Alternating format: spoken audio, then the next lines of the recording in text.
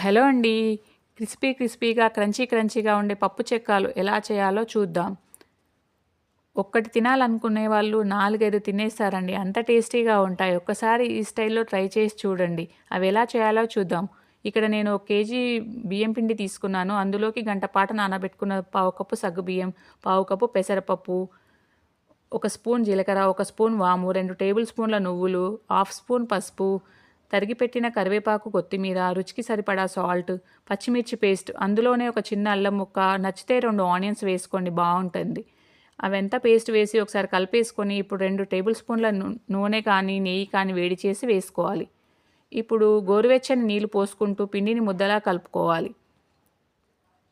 ఇలా కలుపుకున్న పిండిని ముద్దలాగా చేసిన తర్వాత కొద్దిగా ఆయిల్ అప్లై చేసి ఒక 10 నిమిషాల పాటు పక్కన పెట్టుకొని ఈలోపు బాండ్లీ పెట్టి ఆయిల్ పోసి వేడి చేసుకోవాలి. ఆయిల్ వేడయ్యేలోపు పిండిని చిన్న చిన్న ముద్దలుగా చేసుకొని ఇలా పాలిథీన్ కవర్ లేదా ఆయిల్ ప్యాకెట్ కవర్ పెట్టేసి పూరీల ప్రెస్ చేసుకోవాలి. నూనె బాగా వేడి అయిన తర్వాత చెక్కలు వేసుకొని ఒకటొకటిగా వేసుకుంటూ మంట మీడియం ఫ్లేమ్లో పెట్టుకుంటూ కాల్చుకోవాలి. ఇప్పుడు రెండో వైపు టర్న్ చేసుకొని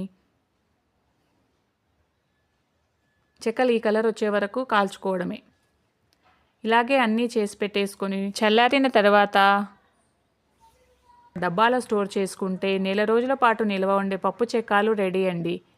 మీరు ఈ పెసరపప్పు ప్లేస్లో శనగపప్పు కానీ లేదా పల్లీలు కానీ వేసేసుకోవచ్చు.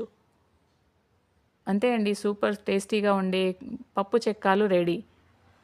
ఈ సంక్రాంతికి మీరు ట్రై చేసి చూసి కామెంట్ చేసి చెప్పండి ఎలా ఉన్నాయో. థ్యాంక్ యూ అండి. నా రెసిపీ కనుక మీకు నచ్చినట్లయితే please like and subscribe my channel. Thank you. చూడండి ఎంత క్రంచీగా ఉన్నాయో. చాలా బాగుంటాయండి. ఒకసారి ట్రై చేసి చూడండి.